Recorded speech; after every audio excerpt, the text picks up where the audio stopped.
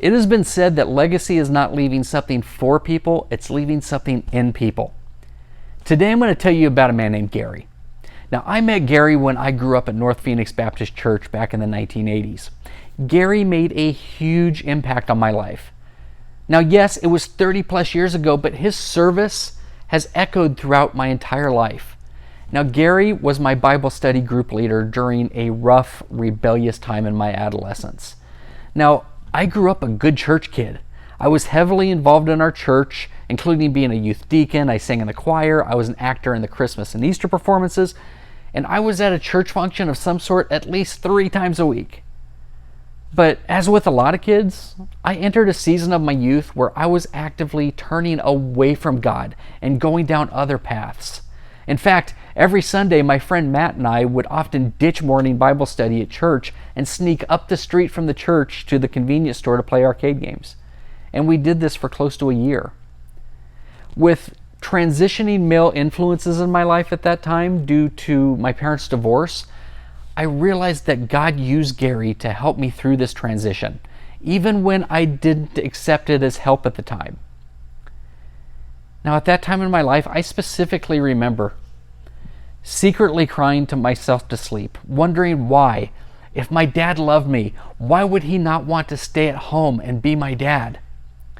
And that created a thirst to feel genuinely loved and pursued by male influences that I respected. And that thirst was abundant, although I couldn't specifically ascertain that driving need in my life as a kid. But Gary did. Gary knew that. But Gary also knew that I was up to shenanigans. And he knew that I was ditching church. But he never stopped asking me to come back to the group. He'd let my parents know about my truancy without ever being judgmental. He never gave up on me, yet I would avoid that guy like the plague. If I saw him anywhere on a church campus, I'd quickly go the other way or try to hide from him.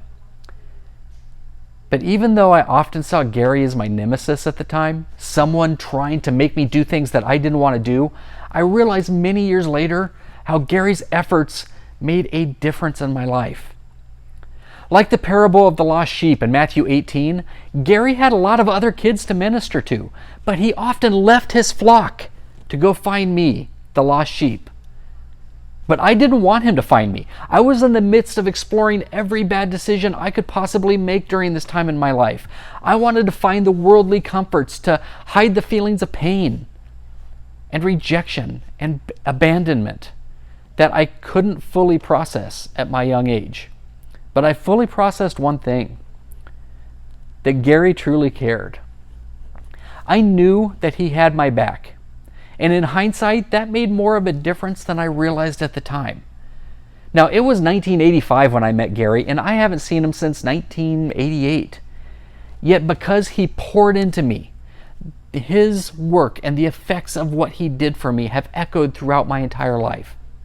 Now, I have met many Garys who passionately serve alongside me and pour into kids and teens.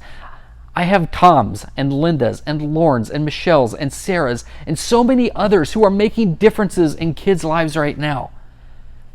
And I have long lost contact with Gary, and I'm certain that he doesn't know the impact that he's had on my life. But Gary Naylor, if you're out there, I can't thank you enough. I was that one lost sheep that you never stopped caring for me and wanting me to come back to the flock. To the rest of you who not only teach but truly act as the hands and feet of Jesus, I cannot stress how life-changing your service is. Often when we serve others, we may never see the fruits, but the fruits are there. But when you serve the kingdom of God and act as the hands and feet of Jesus Christ, it echoes through so many generations. So to those who serve in any fashion, take it from me, your effort matters and it has enormous impacts. Thank you for spending time with me today, and I hope to see you next time.